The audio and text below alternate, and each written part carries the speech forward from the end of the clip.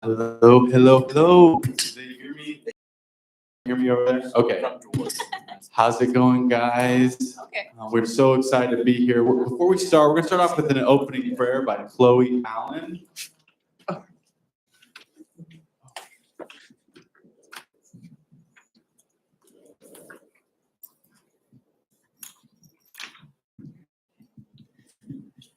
Dear Heavenly Father, we're grateful for this day. We're grateful to have this opportunity to share speeches with our classmates, friends, and family. And we hope that the speakers today will be able to be influenced by the Lord and that they will be able to have peace and calmness with them. We say these things in the name of Jesus Christ. Amen.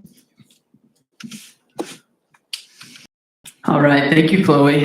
How's everyone tonight? Good. No, you don't have to clap. It's good. My name's Landon, And I'm Devin. and we are thrilled to introduce.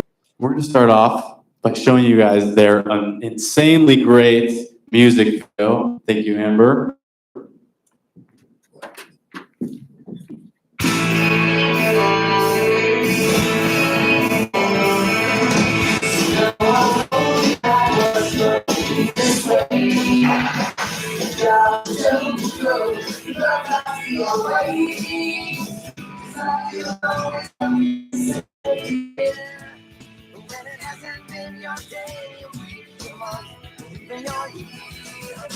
I'll be there for you. When the rain starts to fall, I'll be there for you. Like I've been there before, I'll be there for you. So there will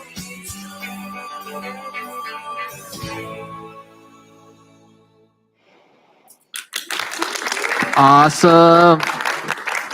That was awesome. Thank you, guys. Okay, so with that being said, today our first speaker is going to be Julia Vivas.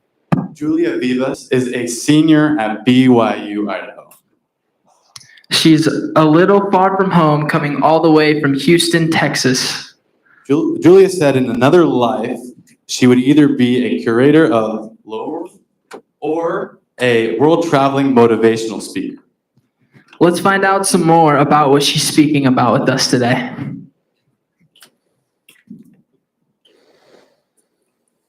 Master, which is the great commandment in the law? Jesus said unto him, Thou shalt love the Lord thy God with all thy heart. The first and great commandment. And the second is like unto it. Thou shalt love thy neighbor as thyself. How are we to love our neighbor? The same way we love ourselves. That's the golden rule, right? Treat others the way you want to be treated. But do you always treat yourself the way you want other people to treat you? Probably not. Thou shalt love thy neighbor as thyself. What does this tell us? It tells us God wants us to love ourselves. I would be so bold to claim He commands it. Living this third commandment will increase your love for God and your neighbor. I'm here to promise, loving yourself will change your life. Loving yourself will save your life. And here's how.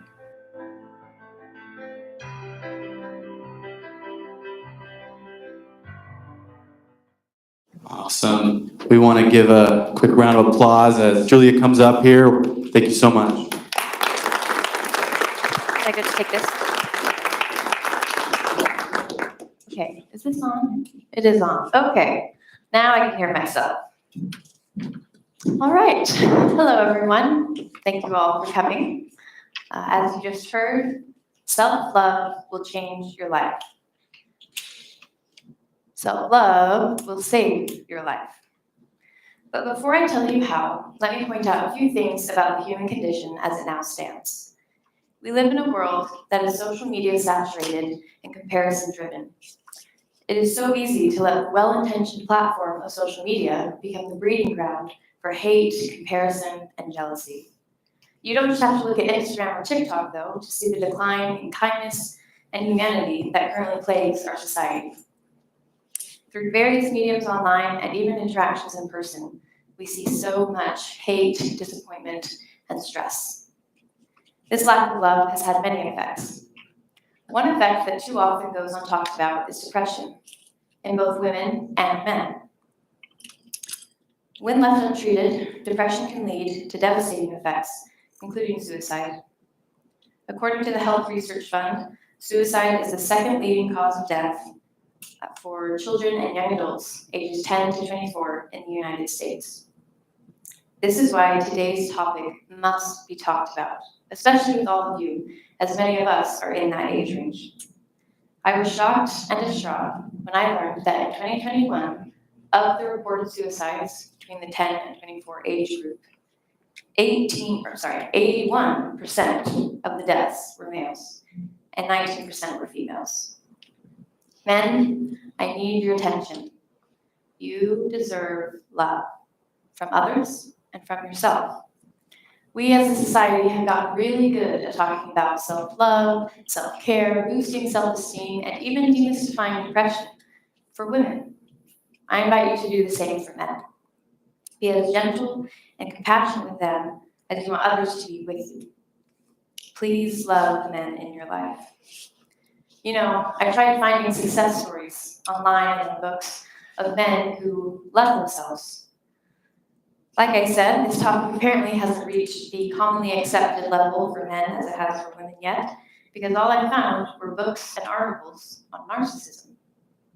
How very sad that the same world which lets women experience and even celebrate self-love assumes that the male version is just being selfish. The message I have today is for all. Love is for everyone, all people, everywhere. I'm not suggesting that a simple term like self-care will cure clinical depression. Please seek professional aid for proper support. I am suggesting, though, that an increase in self-love can lessen the symptoms of general anxiety and depression that many of us suffer with. Remember, self-love will change your life. Father, allow me to share everything I needed to know about self-love and how to achieve it. In the book of Matthew, someone asked, Master, which is the great commandment in the law? Jesus said unto him, Thou shalt love the Lord thy God with all thy heart and with thy soul and with all thy mind. This is the first and great commandment.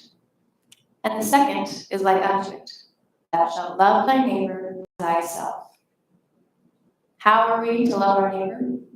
The same way we love ourselves. That's the golden rule, right?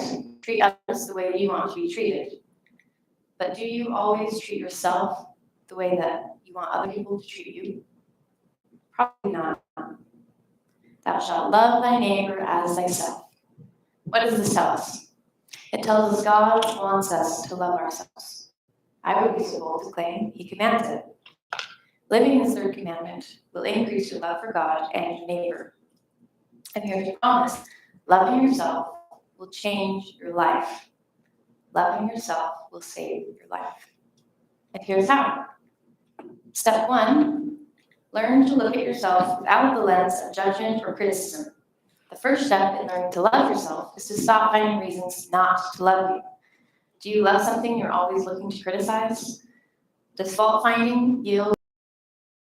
No, of course not.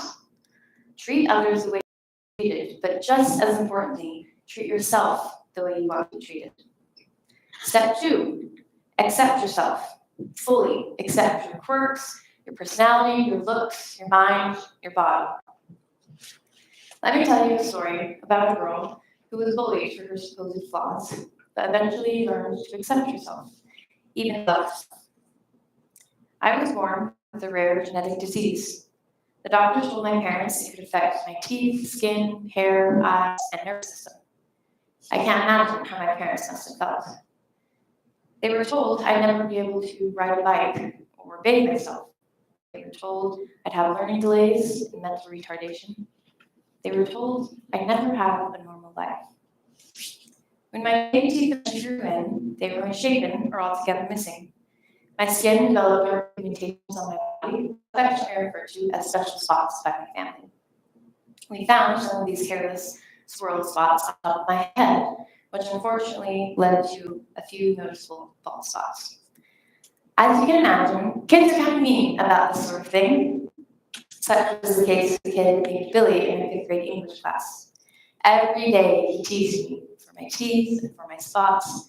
He gave me the nickname vampire and got all his friends to call me that too. Under these conditions, I was not full of self-love. It felt like everyone was telling me what not to love about myself. I was insecure and began to feel unhappy with who I was. But it was during these years when it felt like no one accepted me that I learned and decided to accept myself. Whether you're a 10-year-old getting pushed on the playground or a 24-year-old seeking digital recognition, please hear me. You deserve love. If someone is telling you all the reasons not to love yourself, they don't have your best interests at heart, and you don't need to spend more time around them. Let them go. Unfollow toxic accounts. Remove hateful distractions and learn to love things about yourself that make you one of God's beautiful children. That 10-year-old grew up, and she's still choosing to love herself and to accept herself and all her unique differences every day. She's learned that in God's divine plan, she was meant to have this disease because it helped her help other people who also felt left out and bullied. It gave her the gift of empathy, which she learned to pass along to those who also needed to overcome self-doubt. I look back at that time in my life, and I have compassion for this sweet, beautiful child. I wish I could tell her all about the abundant life ahead of her. My hope for you today is that each of you will give both you of the past and you of the present a lot of grace. You deserve it. You need it. It will enable you to take the first steps towards loving yourself. Step 1, stop judging, hating, and minimizing yourself. Step 2, accept yourself fully because you are awesome. I have a few proven promised results should you choose to take those first 2 steps. I discovered there's a cyclical relationship between,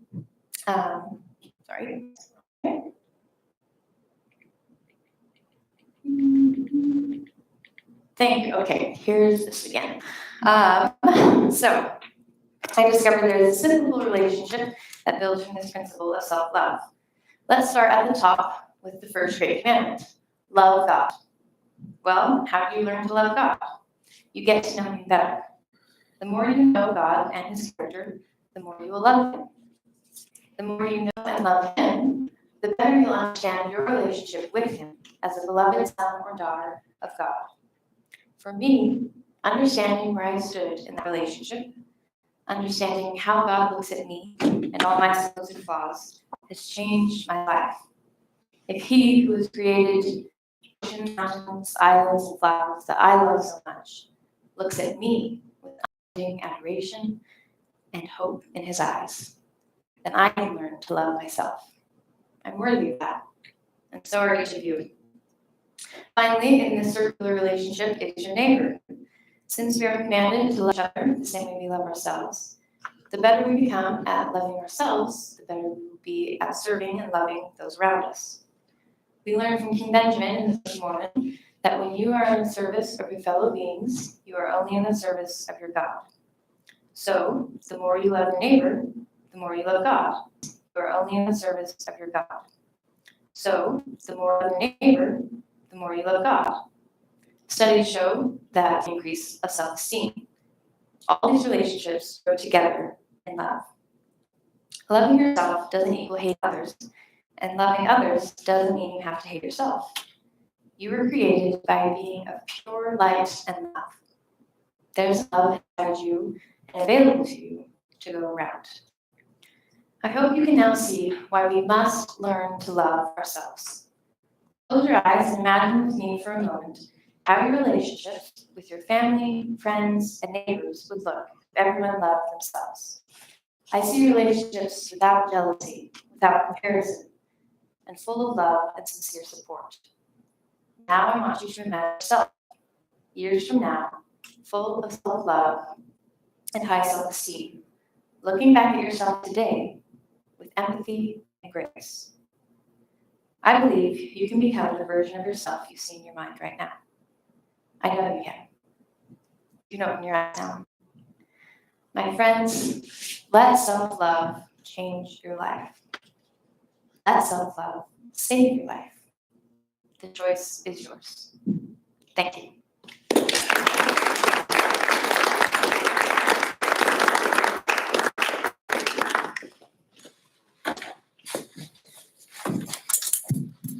Awesome. Thank you so much, Julia. I know we all feel inspired.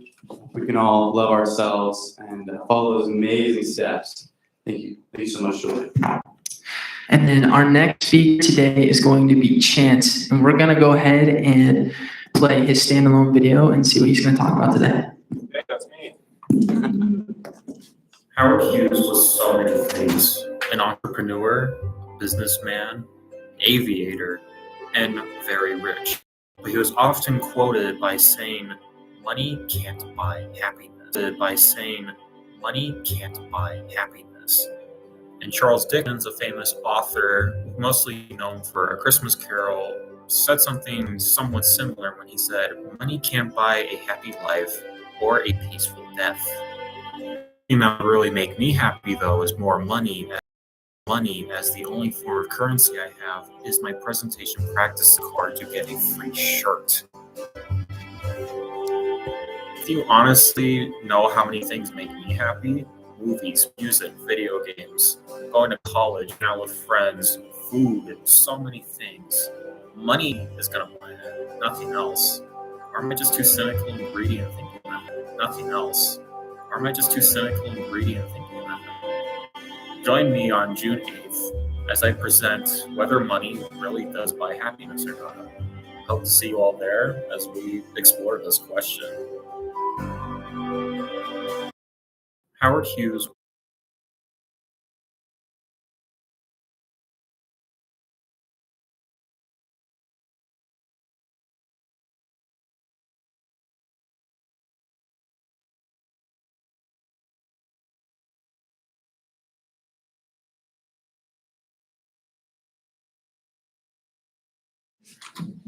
I don't think this mic's working, but hopefully it is.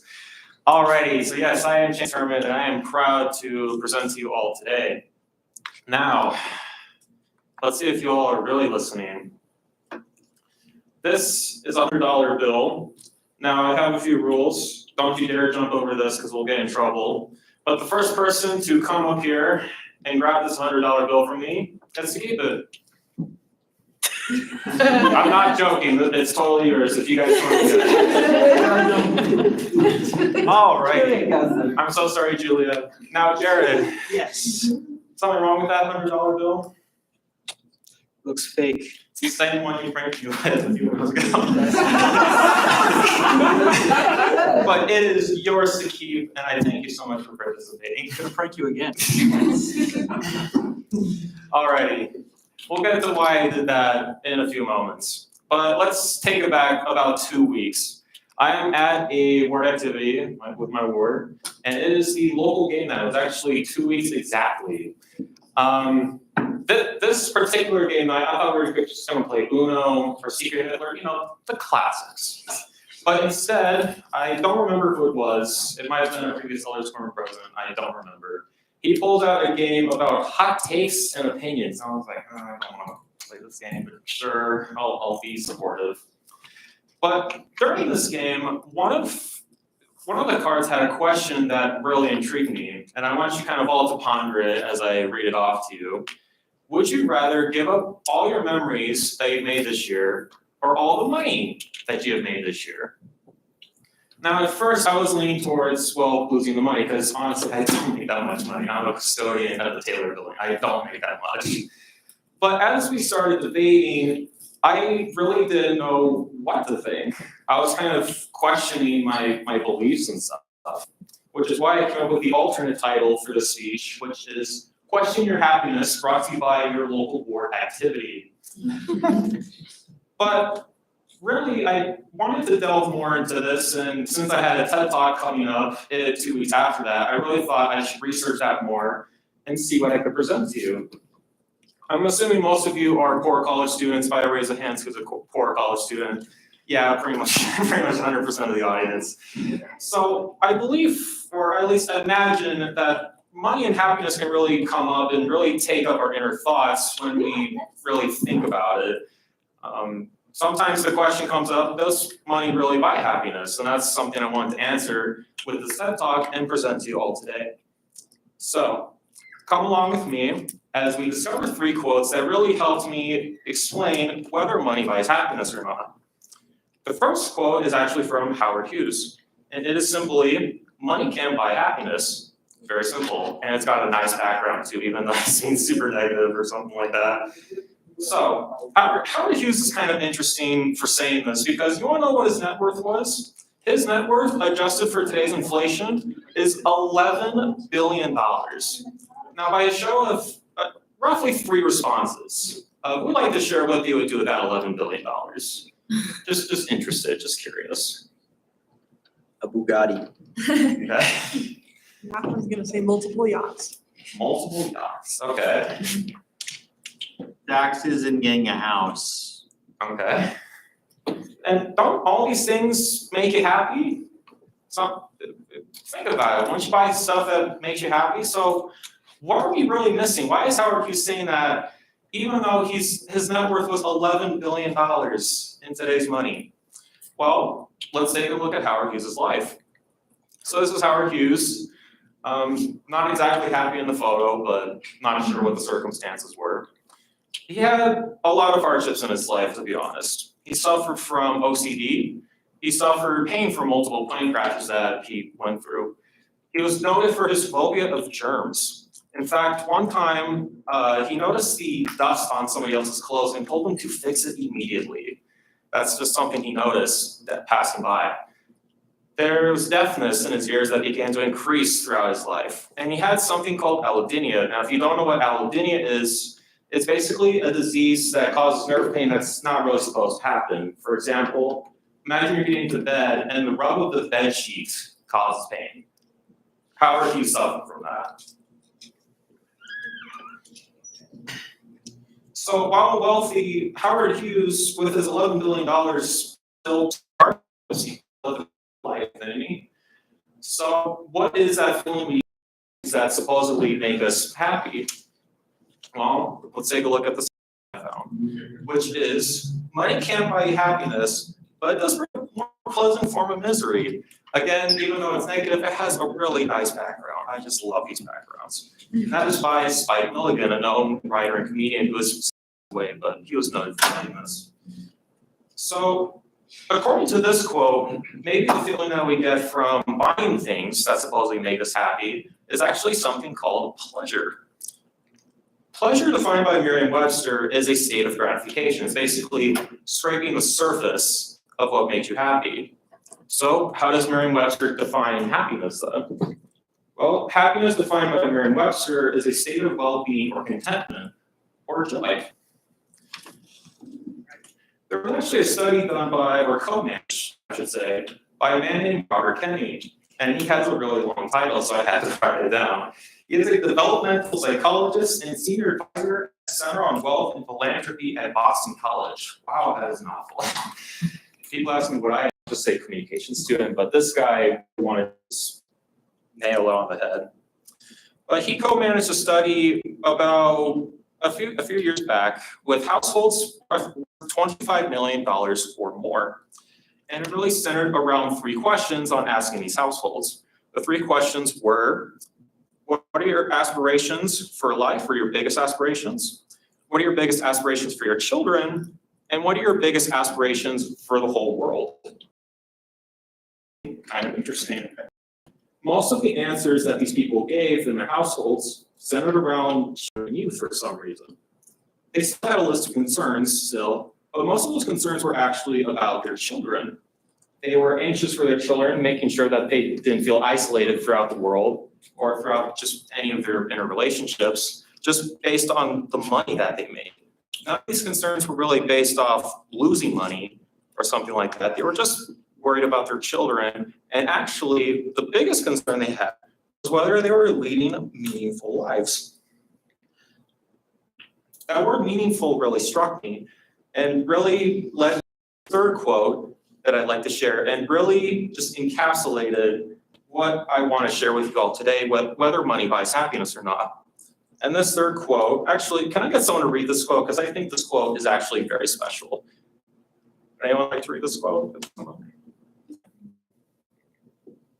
Money won't buy you happiness, but it will pay for the search. For those on the live stream that can't hear, money won't buy you happiness, and yes, it's by Prince. This sounds like a quote that would come from Confucius or Buddha or something like that, but no, it's from Prince. Prince is the one that came up with this quote that just really nailed it on the head for me and really answered the question for me. Now, I've kind of talked about what makes you happy and what makes others happy, but let me just share a little bit about what makes me happy. One thing that makes me happy is movies and film or cinema, whatever you want to call it. It is an absolute passion of mine. I would love to make a film one day, and I can't wait to do that. Now, does money pay for the tickets to see the movie and to pay for the journey to hopefully make movies? Yes, of course it does. But I think the happiness for me from film really comes out being able to share messages that other people can see and really use to help change their lives or try to find more meaningful ways to build their lives. Another thing I love is food. I love eating at Benihana, In-N-Out, Little Caesars. Pizza's kind of a favorite food of mine. Now, does money buy that food and just put money on the table? Yes, it does. But I think the happiness, for me at least, comes from being able to share that food with other people, maybe have a nice chat, and just really build up my life that way. I don't know, food just does that for me. Something else that I love is being here at college. Now, I don't want this to sound like a testimony meeting, but I really do love being here at BYUI. And while money does pay a lot of money, pays for the tuition and the books and the apartment and all of that, I really think that happiness comes from being able to find my passion in life and to really work myself towards that passion in life to make my life more meaningful, like that concern that was stated earlier. Now, just to really conclude, happiness, for me at least, is about finding meaning in your life. It's not about how much money you have. While money is a start for happiness, I feel like what really matters is if you're making your life more meaningful or not. So I want to end off with two questions, and I hope you can all take out your phones, maybe take a picture of this, because I do want you guys to ponder this after this event. And the two questions are, do you think money buys happiness? And am I making life more meaningful for me and the others around me? I've presented a lot of information to you today, but I really want you to think about whether money buys happiness and where your happiness comes from. Write it down in your journal. Just take 5 to 10 minutes tonight or right after this event to really ponder these two questions. Now, to put this all into perspective and to conclude, I really think that all of you deserve happiness. It's a really special thing in life to say that you're happy and to just have some joy in your life, not just pleasure, but actual happiness. I don't think we all just deserve it. I think we all actually need the happiness in our life. Thank you.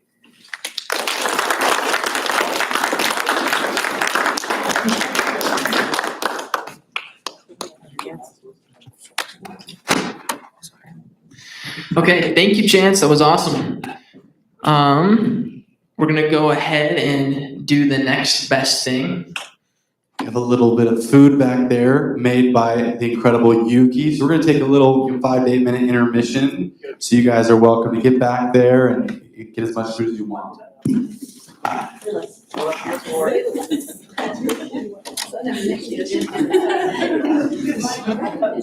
So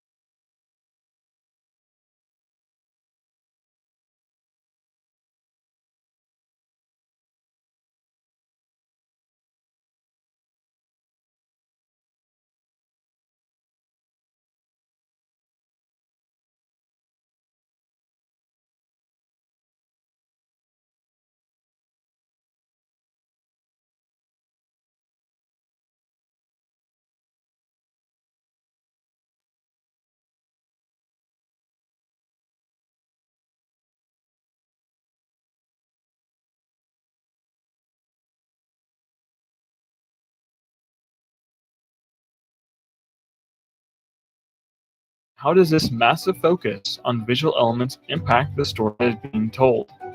If this is something that you have ever wondered about, I'll be giving a presentation on how story and visual effects influence each other and how filmmakers approach this today. I will be discussing the difference between visual effects and special effects, what makes a good place, and how it might be improved. My name is Corey Bosica, and I've been doing visual effects for almost 10 years. This includes animation, modeling, and compositing. I love stories and telling them in the best way possible. I want to address the concern most film cultures have, and that's whether visual effects make a movie worse or better. Awesome. We're going to welcome Corey Bosica to the stage with some claps.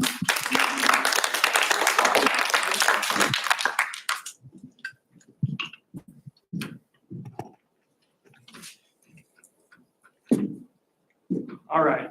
So 5 years ago, I made a 3D animation of a little project called The Secret Life of a Pawn.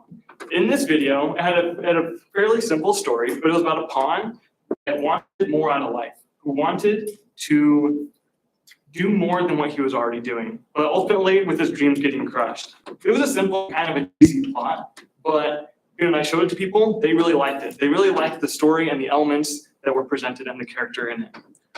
Fast forward 5 years later, and I want to do a sequel of this video. I want to showcase all the skills I had learned over the course of the last 5 years of visual effects, of compositing, of all those different elements. But when I was making it and when I finished it, one issue arose in my video. That was I forgot the story. I ended up creating something that looked amazing, and I was really proud of it, but it lacked a element of a character and a plot. Now, this is when I would show people these two videos side by side, they would say that they liked the first one. They loved the story, they loved the character in it. But when it came to the second one, to the one that I was more proud of, they said that it looked cool. They liked looking at it, but it was missing something. There was something that it kind of lacked. And so I wondered, why was this? Why was one of them why was the first one that I made, the one that I perceive as technically, and using the technical sense, technically worse, whereas the second one was technically better? And that was that there was no story. And the story, when it comes to film, when it comes to video, is the essence and the soul of the piece. So when I got the story in mind, it ended up feeling it didn't have a soul. And this is why I believe that even in films today, big productions, that they still have that inherent problem where sometimes they will have really cool visuals, that they will be visually stunning, but they lack something else. They lack that soul. But visual effects also can help enhance a movie, can help enhance a story by giving something that we've never seen, visual effects in film. Visual effects in film has gone back almost as far as film itself. Legendary directors such as Georges Méliès created films such as A Trip to the Moon. And these films were early, but they were experimenting and they were doing visual effects at early points in film's history, using smoke and effects and these kind of elements to help enhance and create a vision that this director had. Later on, we get to with the closer to the 80s era, and we start seeing more prevalent visual effects as we know today in our films. Films such as Jurassic Park and The Abyss really lean hard on what is called CGI, or computer generated imagery. And this is where the images or the elements inside of the film were becoming more of computer generated rather than being on set. And then today we have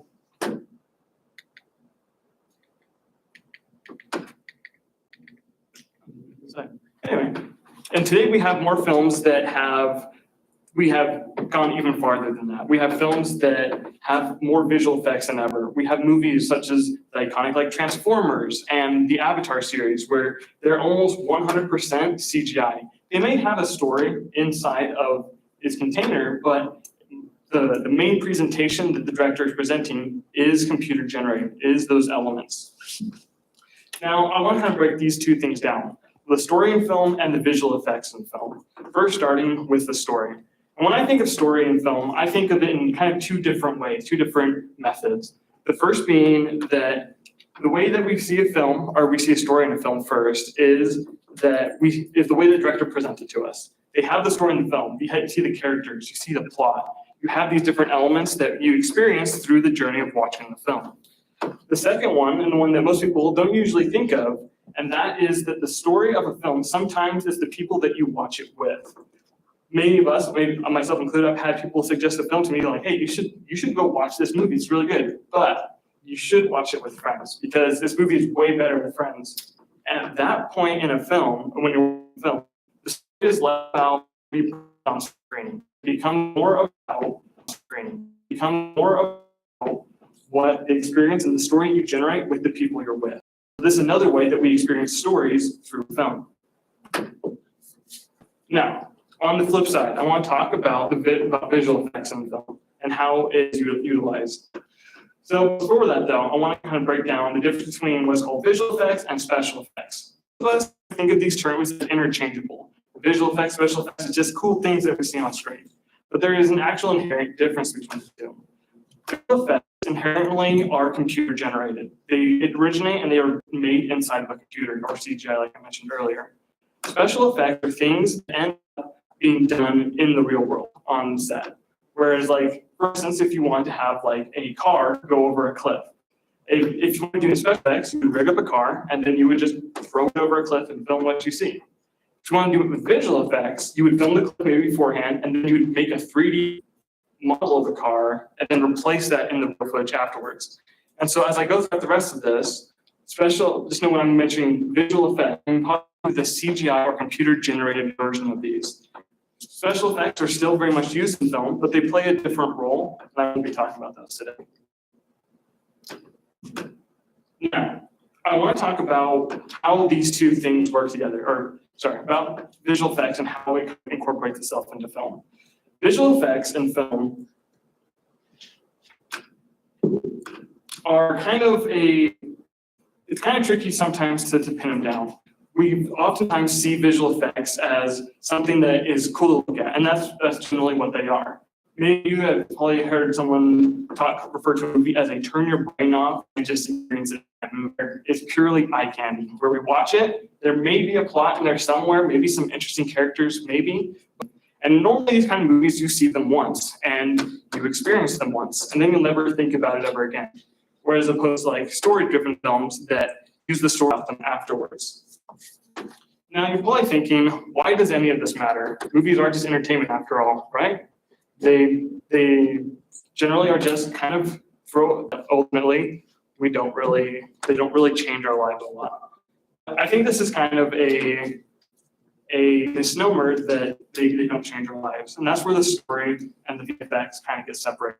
Stories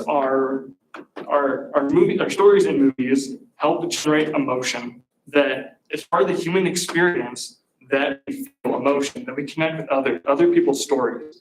And one of the ways we do that is through film. We experience and we get a view to other people's essence of film. Whereas visual effects, we kind of just get to see something cool. Just a passing look at something that looks good. But when we have visual effects in a film, and it's just a visual effects film, it kind of feels like it's missing that soul. Going back to my example of my chess video project that I made, it's right here. The difference between them was one was visually better. One was strictly visually better, whereas the people still liked the first one. And why is that? Because of the emotion. They were able to connect with it. They were able to feel that human emotion and get connected with the story itself.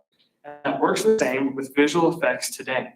Where in films, we yearn and we want that human connection inside of our movies, inside of our stories. When we get that human connection, we relate to it. We can strive for it and those kind of things. Whereas when we have visual effects to take over it, it ends up kind of replacing that feeling, replaces that emotion inside of the film. But I think on the flip side though, the visual effects, if we don't have anything visually interesting in the story, sometimes we can lose interest. Even though we could be presenting a really cool idea, something really inherently interesting to us, we may not pay attention because sometimes visuals are hard to, or visuals are hard to watch. They're kind of boring. They can help drive, a good visual can help drive our motivation to watch something. And sometimes directors, when they have these tools to be able to create visual effects in their films, they're able to become better storytellers. Whereas sometimes we think that visual effects kind of hurts a film, that it kind of like, oh, it takes away from the creativity inside of a movie. Visual effects, when used properly, when used as a tool inside a film, instead of being a replacement for the story, can help bring that vision closer to life, where the director can then be like, I want to do this, and then they can actually achieve that now. Whereas before, it was harder, and their vision sometimes fell short of what they desired. Now, when it comes out, just in conclusion of this, what I want to say is that stories or visual effects are they're thought of as a lot of times as separate, but they really should be thought of together. Whereas sometimes we think that we can either have visual effects or a good story.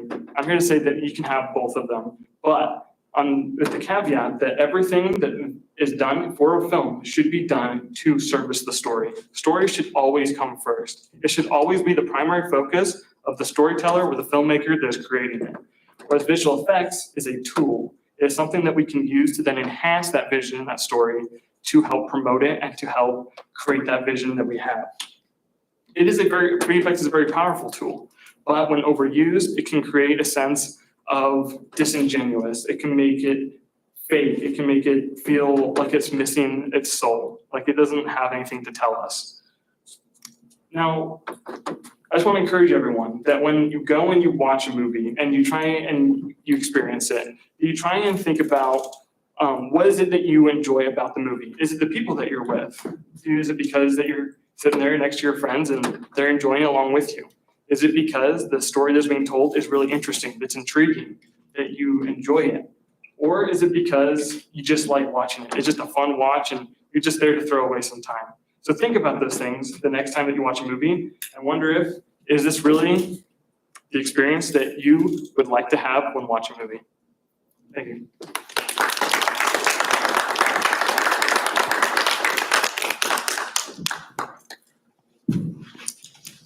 Awesome. Well, thank you everyone for coming today. We really appreciate it and for making this possible. We've had some really great speakers and definitely been inspired today. So thank you. Have a great day, guys. Thank you. Take some treats.